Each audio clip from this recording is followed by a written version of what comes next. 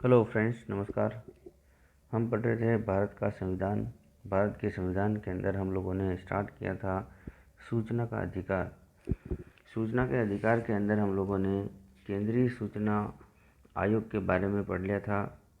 इसकी स्थापना 12 अक्टूबर 2005 में हुई थी।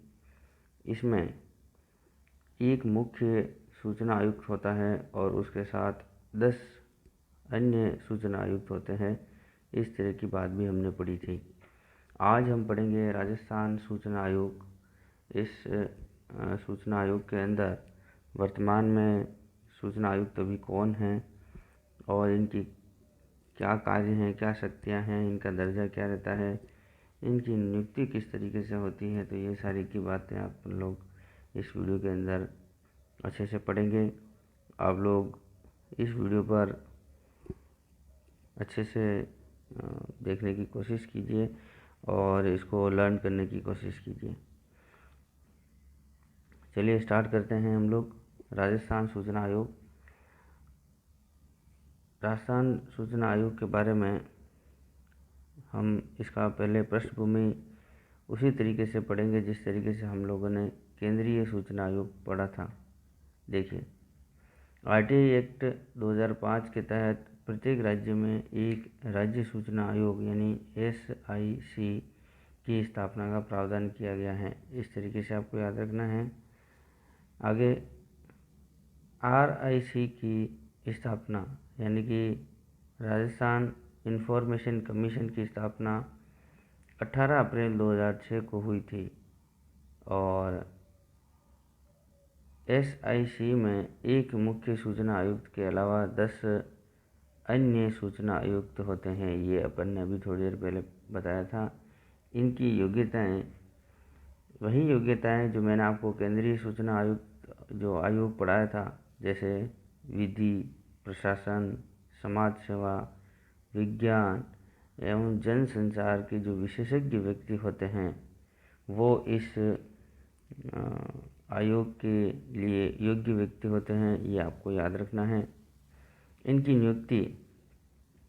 नियुक्ति जिस तरीके से केंद्रीय सूचना आयोग के अंदर कॉलेजियम की सिफारिश पर होती है, वैसे की वैसे उसमें कॉलेजियम की सिफारिश पर राष्ट्रपति के द्वारा केंद्रीय सूचना आयुक्त की नियुक्ति होती है। उसी तरीके से राजस्थान सूचना आयोग, इसके अंदर कॉलेजियम की सिफारिश पर राज्यपाल के द्वारा नियुक्ति होती हैं और इसमें कॉलेजियम का जो मुख्य या फिर हम लोग ऐसे कह सकते हैं कि मुख्यमंत्री जो होता है वो इस कॉलेजियम का अध्यक्ष होता है। विधानसभा में विपक्ष का नेता और कोई भी एक मंत्री के रूप में इस कॉलेजियम में शामिल होते हैं। इस तरीके से भी आपको याद रखना है। अब आगे देखिए, राजस्थान सूचना आयोग के बारे में हम लोग पढ़ रहे हैं तो आपको ये याद रहना है कि मुख्य सूचना आयुक्त राजस्थान के पहले कौन रहे थे। तो MD कोरानी जो कि राजस्थान के पहले मुख्य सूचना आयुक्त रहे हैं। T श्रीनिवासन दूसरे मुख्य सूचना आयुक्त रहे हैं। उसके बाद सुरेश चौधरी और उनके साथ में चंद्रमोहन मीणा तथा आशुतोष शर्मा ये मुख्य सूचना आयुक्त और अन्य सूचना आयुक्त रहे थे। लेकिन वर्तमान में अब आपको याद रखना है, कलराज मिश्र जी हमारे राज्यपाल के द्वारा श्री देवेंद्र भूषण गुप्ता जी को मुख्य सूचना आयुक्त और वरिष्ठ पत्रकार नारायण बारेठ व शीतल धनखड़ को सूचना आयुक्त के पद पर नियुक्त किया है। ये आपको याद रखना है। तो वर्तमान में आपको कभी पूछा जाए कि मुख्य सूचना आयुक्त राजस्थान के कौन हैं, तो आपको याद रखना है श्री देवेंद्र भूषण गुप्ता। इनको B गुप्ता के नाम से भी जानते हैं, तो याद रखना है आपको। B का मतलब यहाँ पे भूषण से होगा, तो कभी DB गुप्ता ऐसे भी बोला जा सकता है।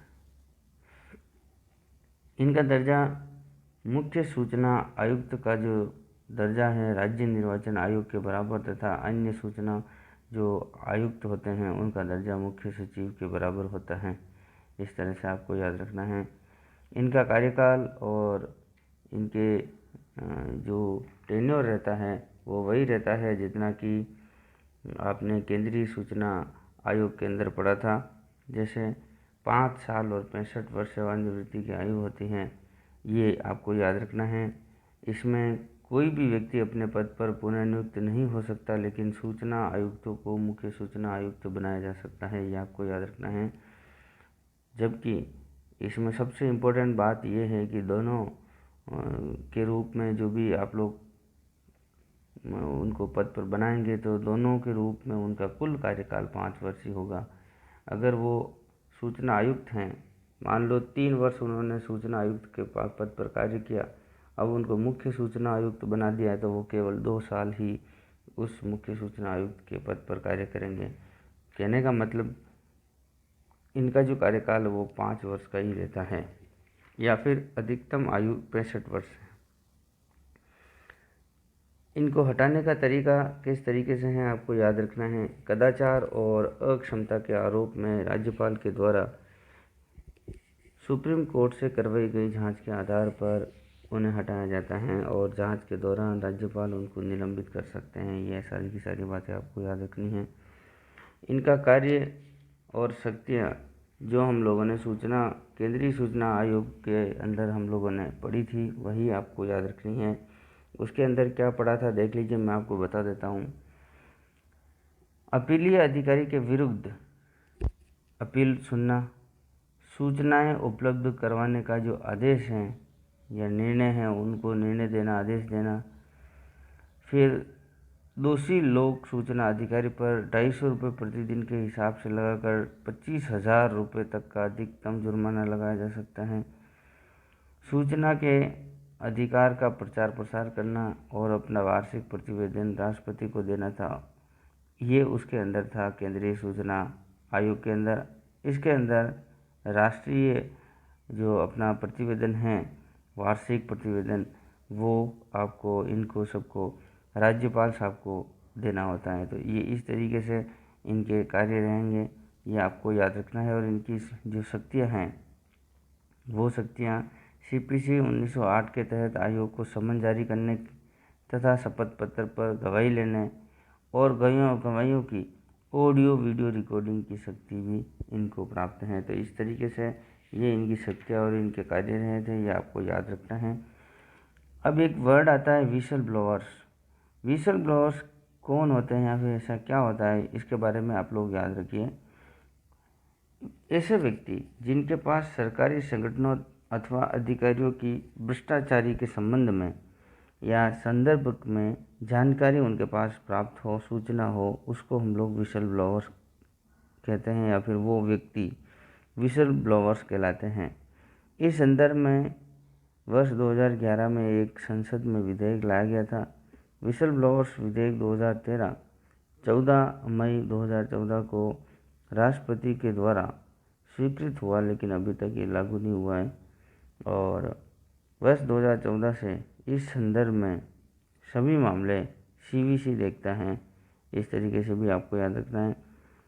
ब्लो योर विसल CVC द्वारा चलाया गया कैंपेन है, तो ये भी आपको याद रखना है कि CVC के द्वारा कौन सा एक कैंपेन चलाया गया, तो वो आपको याद रखना है, ब्लो योर विशल्स। तो इस तरीके से आप लोगों ने राजस्थान सूचना आयोग के बारे में डिटेल में जानकारी प्राप्त करी। ये मेरा हैंड रिटन नोट्स का प्रयास आपको कैसा लग रहा है, इसकी प्रतिक्रिया मुझे आप लाइक और कमेंट के जरिए देंगे। चैनल पर आप लोग नए हैं तो उसको सब्सक्राइब कीजिए, अन्य तक पहुंचाने के लिए उसको शेयर कीजिए जिससे कि उनको भी फ़ायदा हो। चलिए मिलते हैं नए वीडियो में। ओके, नमस्कार।